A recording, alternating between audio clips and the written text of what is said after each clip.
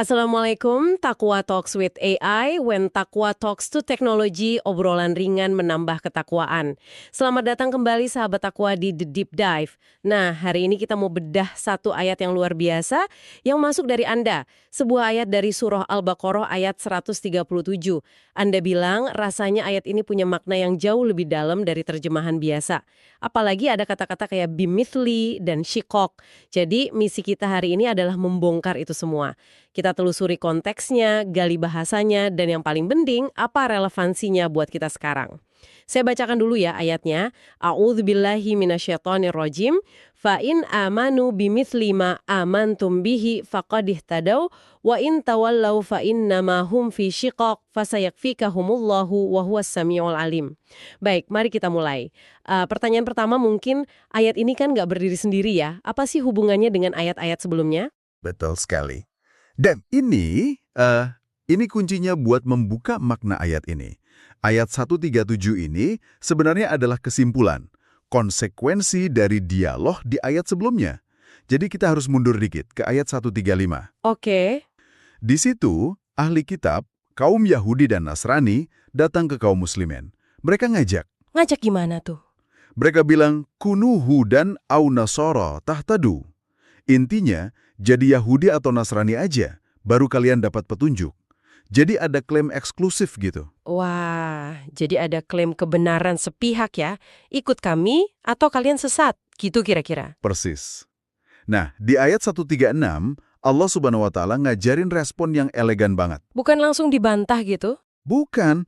Allah Subhanahu wa Ta'ala justru menyuruh kaum muslimin untuk mendeklarasikan iman mereka. Ayatnya kan dimulai, Qulu amanna billah. Katakanlah, kami beriman kepada Allah. Para ulama kayak Ibnu Ashur bilang ini deklarasi prinsip. Kita beriman pada Allah dan semua nabi, tanpa beda-bedain satupun. Jadi responsnya itu justru dengan menyatakan keimanan yang universal, merangkul semua nabi. Keren banget. Elegan kan? Nah, setelah deklarasi agung di ayat 136 itu selesai, baru deh ayat 137 ini turun. Sebagai penentunya. Tepat, sebagai standar emasnya. Seolah-olah Allah Subhanahu wa Ta'ala bilang, oke, standar iman yang benar udah diucapin. Maka kalau mereka mau beriman dengan standar yang sama persis kayak kalian, baru deh mereka dapat petunjuk. Jadi ini timbangannya ya untuk menguji klaim hidayah mereka itu. Betul. Ayat ini jadi neracanya. Oke, nah ini langsung nyambung ke bagian yang paling bikin penasaran. Ayatnya kan pakai frasa bimithli ma amantum bihi. Dengan seperti apa yang kamu imani. Kata seperti ini, apa nggak bikin ambigu? Seolah ada kebenaran lain yang mirip. Pertanyaan bagus banget. Dan disinilah keindahan bahasa Al-Quran itu kelihatan. Para mufasir udah ngupas ini habis-habisan. Secara umum ada dua pandangan utama. Yang pertama, ini tuh gaya bahasa yang namanya tabkid. Tabkid? Apa itu?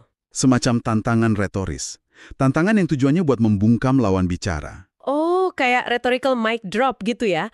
Maksudnya, coba aja cari keyakinan lain yang sekualitas ini. Nggak bakal nemu. Nah, itu dia. Anda dapat banget poinnya. Imam Az-Zamakhsyari di Tafsir Al-Kasyaf sama Fakhruddin Ar-Razi jelasinnya persis kayak gitu. Pesan di baliknya adalah, karena nggak ada yang semisal atau setara, ya satu-satunya jalan cuma ini. Jadi kata bimithli itu justru menutup semua pintu lain.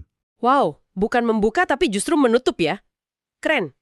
Terus pandangan kedua? Pandangan kedua, ini didukung riwayat dari sahabat. Fokusnya lebih ke kualitas imannya. Imam As-Suyuti di kitab Ad-Dur Al-Manthur mencatat, sahabat kayak Ibnu Abbas dan Ibnu Mas'ud radhiyallahu anhum itu sangat hati-hati. Ibnu Abbas bahkan bilang, jangan katakan seperti apa yang kamu imani. Karena Allah Subhanahu wa Ta'ala itu nggak ada permisalannya. Oke, jadi maksudnya gimana? Maksudnya, kata semisal ini bukan merujuk ke zat Allah, tapi ke cara berimannya, kualitasnya.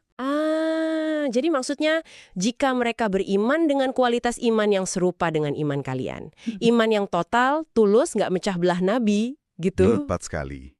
Jadi kalau dua pandangan ini digabung, pesannya jadi kuat banget. Satu, nggak ada sistem lain yang setara.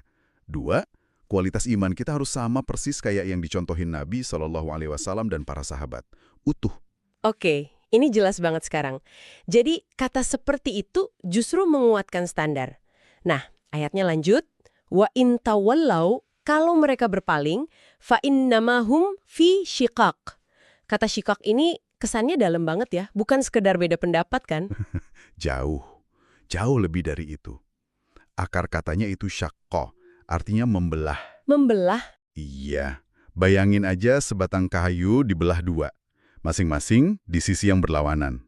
Nggak bisa nyatu lagi. Itulah syikak. Ibnu Abbas menafsirkannya sebagai khilaf, perselisihan tajam. Qatadah menyebutnya firaq, perpisahan. Ini kondisi permusuhan fundamental. Tunggu deh, saya perhatiin sesuatu. Kenapa pakainya preposisi fi ya, di dalam? Ayatnya bilang mereka di dalam syikak, bukan melakukan syikak. Anda jeli sekali. Dan itu detail yang sangat penting. Para ahli bahasa Al-Quran kayak Abu Hayyan dan Ibnu Ashur menyoroti ini. Pakai fi itu menunjukkan mereka bukan cuma sesekali berantem, tapi mereka itu tenggelam. Tenggelam. Iya, terliputi, terkungkung di dalam kondisi perpecahan itu. Seolah-olah permusuhan itu udah jadi penjara buat mereka. Wow. Jadi kayak kondisi terperangkap dalam echo chamber kebencian ya. Nggak bisa keluar karena cara pandang mereka udah dibentuk oleh permusuhan itu sendiri. Ngeri juga ya? Sangat. Dan perhatikan kontrasnya. Tepat setelah gambaran yang gelap itu, Allah Subhanahu wa Ta'ala langsung kasih kalimat yang penuh cahaya. Fasayakfikahumullah. Maka Allah akan mencukupkan kamu dari mereka. Perubahan nadanya drastis banget. Dari deskripsi permusuhan yang dalam, langsung ke jaminan keamanan total. Ini pasti nenangin banget buat kaum muslimin waktu itu. Betul. Ini namanya tasliyah, penghiburan. Sekaligus jaminan dan kabar gembira. Dan ini bukan cuma janji spiritual loh. Oh ya? Ini janji konkret yang terbukti dalam sejarah. Allah Subhanahu wa Ta'ala benar-benar melindungi kaum muslimin dari makar kaum Yahudi di Madinah. Puncaknya, ya kemenangan atas Bani Quraizoh dan pengusiran Bani Nadir. Allah benar-benar mencukupkan mereka. Ada detail kecil di situ.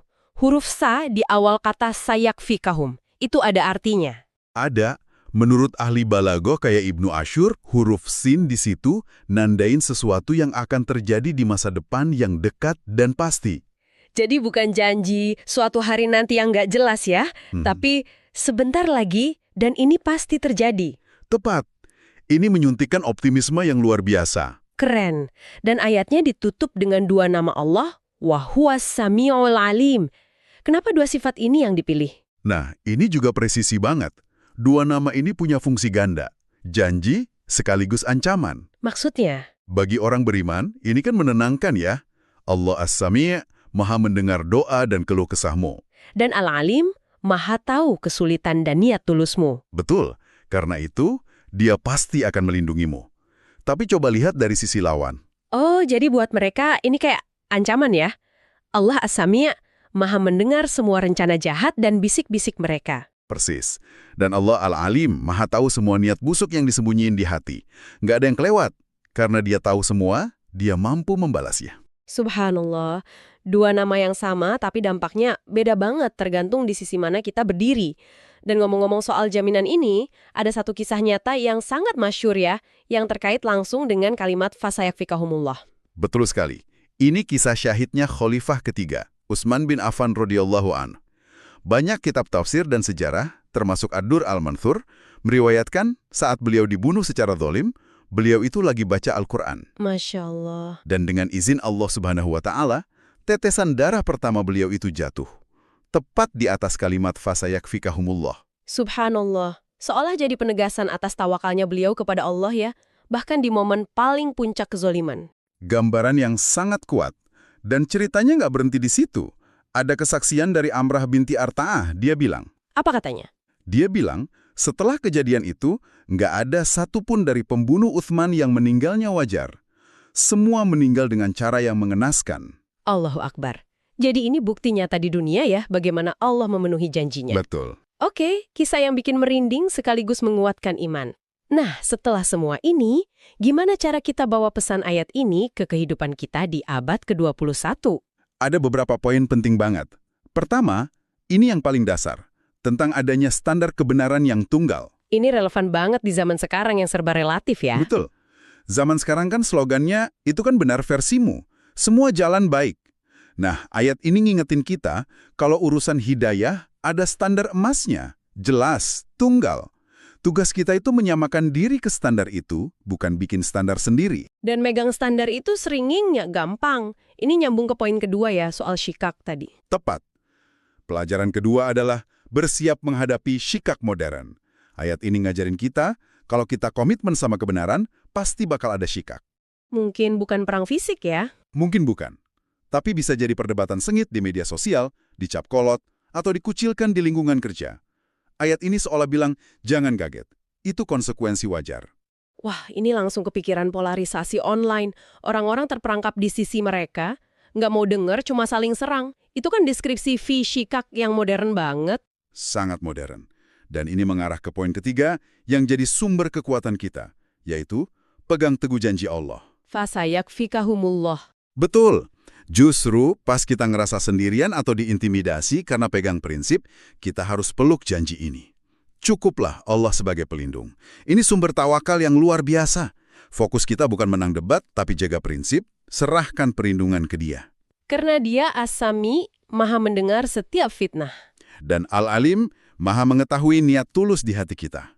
Luar biasa. Jadi dari satu ayat ini, kita diajarin standar iman yang gak kompromi, disadarkan akan ada pertentangan, sekaligus dibekali jaminan perlindungan mutlak. Paket lengkap banget. Tepat. Mungkin sebagai renungan akhir buat kita semua. Silakan. Ayat ini kan menuntut standar iman yang sama persis, bimitli. Zaman sekarang, godaan buat kompromi itu besar banget. Godaan buat sedikit mengencerkan keyakinan kita biar lebih diterima. Nah pertanyaannya, saat kita melakukan kompromi-kompromi kecil itu, apa kita masih setia pada standar emas ini? Atau jangan-jangan tanpa sadar, kita justru lagi menciptakan syikak di dalam diri kita sendiri. Tepat. Perpecahan antara apa yang seharusnya kita yakini dengan apa yang kita tampilkan di luar biar aman. Sebuah pertanyaan yang patut kita renungkan dalam-dalam. Pertanyaan penutup yang sangat personal. Terima kasih banyak atas pencerahannya hari ini. Semoga obrolan kita bermanfaat untuk sahabat takwa semua. Sampai jumpa di The Deep Dive berikutnya. Wassalamualaikum warahmatullahi wabarakatuh.